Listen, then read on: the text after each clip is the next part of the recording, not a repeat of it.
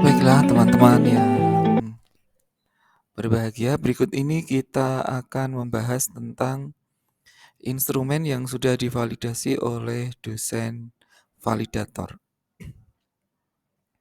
Kalau kita lihat instrumen yang kemarin, maka instrumen kita terdiri dari 4 hal, yaitu modul ajar atau RPP, kemudian LKPD, kuesioner efikasi diri, dan soal asesmen kemampuan memecahkan masalah.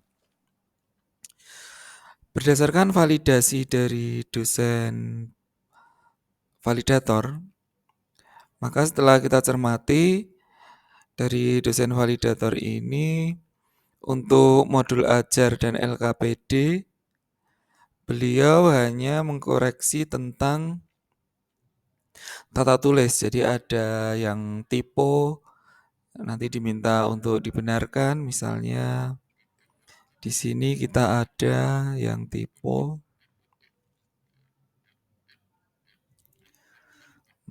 Ini modul ajar ya. Kita lihat ini di sini ada menjawab kurang W, ini beliau beri warna kuning untuk perhatian kita supaya kita edit nanti. Jadi untuk modul ajar dan LKPD itu dosen validator hanya mengkoreksi tata tulisnya. Mungkin karena dianggap sudah standar modul ajar dan LKPD-nya, jadi tidak ada saran perbaikan atau tambahan tertentu. Kemudian untuk kuesioner efikasi diri, dosen validator itu memberikan saran, kita lihat dulu bagian efikasi diri.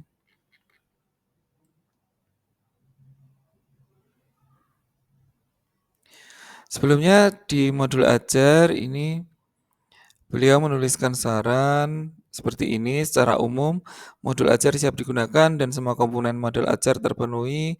Ada beberapa koreksi yang dapat dilihat pada naskah modul ajar. Jadi beliau memberikan centang pada instrumen bisa digunakan dan memberikan tanda tangan. Jadi untuk modul ajar dan LKPD tidak ada masalah. Kemudian kita menuju ke efikasi diri. Untuk kuesioner efikasi diri, dosen validator memberikan koreksi untuk yang typo di sini kurang K. Kemudian 2 soal non-tes efikasi diri, ini beliau beri warna kuning supaya kita edit kalimatnya. Karena kalimat ini dianggap masih ambigu. Jadi diminta untuk diedit. Kemudian untuk saran efikasi diri, beliau menyatakan bahwa secara umum instrumen dapat digunakan, koreksi kembali susunan kalimat yang diberi highlight kuning tadi. Nah, itu adalah beberapa kalimat yang dianggap kurang jelas. Kemudian kesimpulannya instrumen bisa digunakan, kemudian diberi tanda tangan.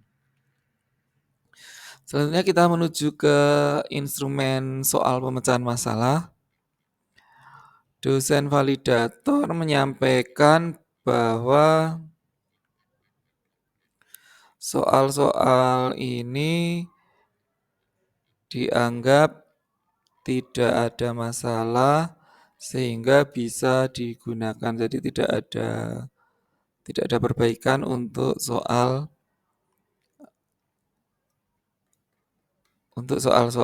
untuk pemecahan masalah. Sehingga bisa langsung digunakan karena memang sebelum divalidasi oleh dosen validator, soal-soal ini kan sudah kami konsultasikan ke dosen pembimbing. Jadi dari dosen pembimbing dulu, Prof. Eli sudah menyampaikan bahwa kalau membuat soal itu harus ada stemnya. Stem itu adalah kalimat atau grafik atau gambar atau permasalahan di awal pertanyaan. Misalnya di sini kita lihat contoh nomor 1, berdasarkan gambar bak penampungan air. Nah, ini disebut stem. kalimat dan gambar ini. Jelaskan bagian mana yang merupakan proses pemisahan campuran. Jadi memang dari awal pembuatan soal dulu, dosen pembimbing sudah menyampaikan kalau membuat soal itu jangan hanya menanyakan sesuatu, tapi di depannya itu harus ada hal-hal yang memperjelas soal tersebut. Misalnya di sini, berdasarkan gambar proses penyulingan sederhana berikut, jelaskan prosesnya. Seperti itu. STEM tidak harus berupa gambar, bisa juga adalah suatu kalimat, misalnya berdasarkan prinsip kerja destilasi, atau bisa juga pernyataan-pernyataan yang mengandung angka-angka tertentu itu bisa disebut sebagai STEM. Nah, untuk pembuatan soal pemecahan masalah ini sebenarnya tidak sesimpel ini cara membuat soalnya. Karena harus ada kisi-kisinya dulu. Jadi kalau ada yang mengatakan bahwa soal pemecahan masalahnya instrumennya saya ngopi punya kamu aja, itu sebenarnya bisa kalau materinya sama, kemudian background background pemecahan masalahnya juga sama. Misalnya kan pemecahan masalah itu ada beberapa teori. Nah, kita ambilnya teorinya Polya yang menyampaikan bahwa pemecahan masalah itu indikatornya ada 4. Karena nanti juga ada Polya yang diinterpretasikan lain oleh pembacanya, sehingga bisa saja nanti indikatornya bukan 4. Atau ada juga yang berasumsi bahwa setiap soal itu harus terdiri dari 4 indikator Polya, itu juga ada. Tapi di sini kita berasumsi bahwa tidak semua soal itu harus terdiri dari 4 indikator Polya. Bisa saja satu soal itu hanya terdiri dari satu indikatornya Polya, bisa juga terdiri dari 2 indikatornya Polya, 3 indikatornya Polya, atau 4 indikatornya Polya. Di sini kita akan berasumsi satu saja indikatornya Polya dengan satu indikator yang lain dari materi. Misalnya di sini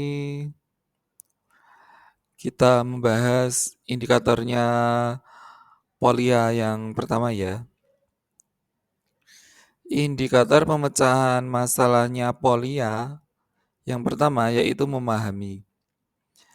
Siswa diberi skor 2 jika memahami masalah soal selengkapnya. Kemudian siswa diberi skor 1 jika salah menginterpretasi sebagian soal dan mengabaikan kondisi soal. Kemudian siswa diberi skor 0 jika salah menginterpretasi atau salah sama sekali. Jadi seperti itu. Indikator Polya itu ada 4 ya tadi. Kemudian kita masukkan ke kisi-kisi indikator materi. Karena ini adalah materi pemisahan dan campuran yang terjadi jika diberikan beberapa permasalahan atau kegiatan masyarakat di Gunung Kidul dalam kehidupan sehari-hari. Kemudian indikatornya adalah berdasarkan gambar bak. Kemudian indikator Polyanya indikator nomor 1 ini kita kategorikan ke dalam indikatornya Polya yang memahami. Indikator soal yang kedua seperti ini. Ini berdasarkan kalimatnya kita kategorikan ke dalam indikator Polya nomor 3. Kemudian berdasarkan ini, maka kita membuat indikator soalnya 3 dan 4. Nah, dari indikator 3 dan 4 ini kita kategorikan ke dalam indikator pemecahan masalah Polya yang nomor berapa. Di sini nomor 3. Kemudian indikator yang keempat ini kita kategorikan ke indikator Polya nomor 2. Nah, karena indikator Polya itu ada 4, padahal di sini ada poin indikator capaian pembelajarannya itu ada 6. Dan setiap indikator capaian pembelajaran itu harus terdiri dari 2 indikator soal. Mengapa 2 indikator soal? Karena kita mikirnya soal ini kan selain divalidasi oleh dosen, juga harus divalidasi empiris. Validasi empiris itu diuji cobakan ke kelas, kemudian kita validasi menggunakan statistik. Jadi jika satu soal ini nanti dianggap tidak valid berdasarkan hasil validasi statistik kita, percobaan kita di kelas, maka kita masih punya backup satu soal lagi yang semoga saja nanti valid. Kalau ternyata 2 soal ini tidak valid, berarti ada satu indikator capaian pembelajaran yang tidak tercover. Berarti kita nanti harus membuat soal lagi untuk menggantikan kedua soal ini. Kemudian kita uji cobakan lagi kepada siswa supaya terdeteksi apakah valid atau tidak valid. Sampai nanti kita mendapatkan setiap indikator capaian pembelajaran ini ada soal yang valid menurut validator dan menurut percobaan empiris statistik. Jadi jangan sampai ada satu soal indikator capaian pembelajaran yang sama sekali tidak ada soalnya karena gugur di validasi empiris. Gitu ya, semoga membantu pemahamannya. Kemudian dari kisi-kisi ini kita berikan kesimpulan. Jumlah soal indikator Polya yang nomor 1 itu ada 2 jenis soal. Indikator kedua ada 3, 4, 3. Jadi ada 12 item soal. Nah, di sini kan ada validasi dari dosen. Sebenarnya ini instrumen validasi soal pemecahan masalah ini menurut Prof. Eli itu belum bagus. Jadi Prof. Eli dulu menyampaikan bahwa ini sudah oke, tapi kemudian di akhir-akhir ini beliau ternyata menyampaikan bahwa untuk instrumen validasi soal itu harusnya tidak dibuat seperti ini. Jadi soal 1 sampai 12,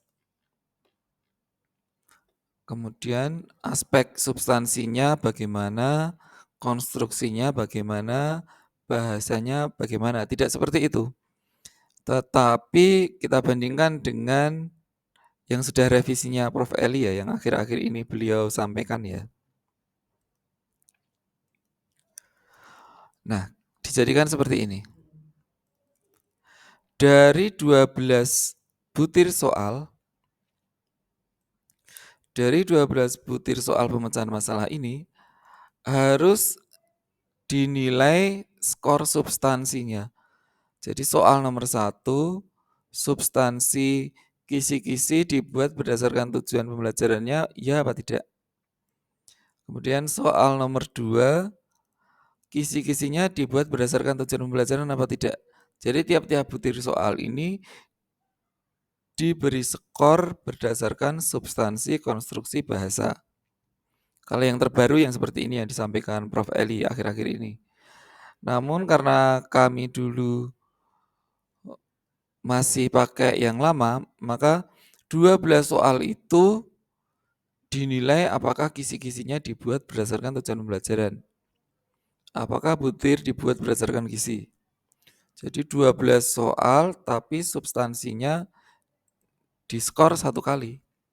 Itu yang model lama. Kalau yang model baru seharusnya yang seperti ini. Jadi setiap skor soal itu harus setiap butir soal harus diberi skor. Gitu ya, semoga paham.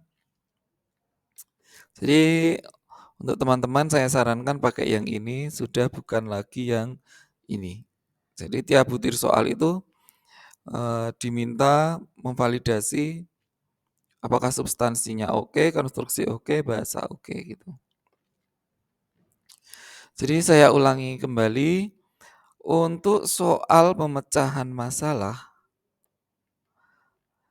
itu pada prinsipnya bisa saja dipakai oleh orang lain dengan menyampaikan sumber soal ini dari tesisnya siapa gitu.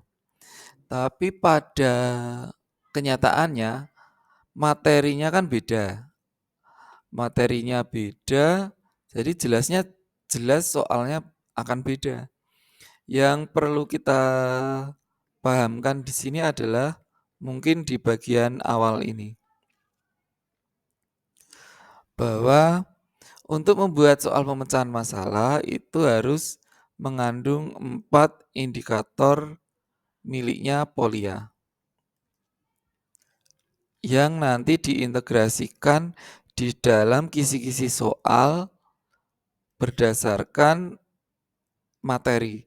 Jadi materinya apa, kita buat soalnya seperti apa, lalu kita kategorikan soal ini termasuk indikator Polia nomor berapa, nomor 1, 2, 3, atau 4. Atau kalau mikirnya mau terbalik, maka kita buat dulu indikator Polianya kan harus ada semua itu 4-4-nya. Berarti kita harus membuat soal yang mengandung indikator Polia nomor 1, indikator Polia nomor 2, indikator Polia nomor 3. Jangan sampai semua soal yang kita buat itu ternyata kalau dikategorikan hanya menjadi indikator indikator Polia nomor 1 saja atau nomor 2 saja. Jadi kalau membuat soal pemecahan masalah, kalau saran saya kita buat dulu indikator Polianya mau berapa. Misalnya di sini saya buat, oh soal saya harus indikator Polia nomor 4-nya harus ada 3. Indikator Polianya harus ada 4. Karena capaian pembelajaran saya ada 12, maka indikator Polianya 12 ini harus tersebar di indikator nomor 1, 2, 3, dan 4. Jadi tiap tujuan pembelajaran nanti harus ada soal yang mengandung indikator Polia nomor 3 misalnya. Seperti itu. Jadi pemikirannya mungkin bisa dibalik supaya semua soal itu ada indikator Polia, ada indikator materinya. Kalau indikator materi jelas ada ya, karena menyesuaikan materi apa yang diajarkan. Semoga penjelasan ini membantu. Selamat siang, sampai jumpa pada video berikutnya.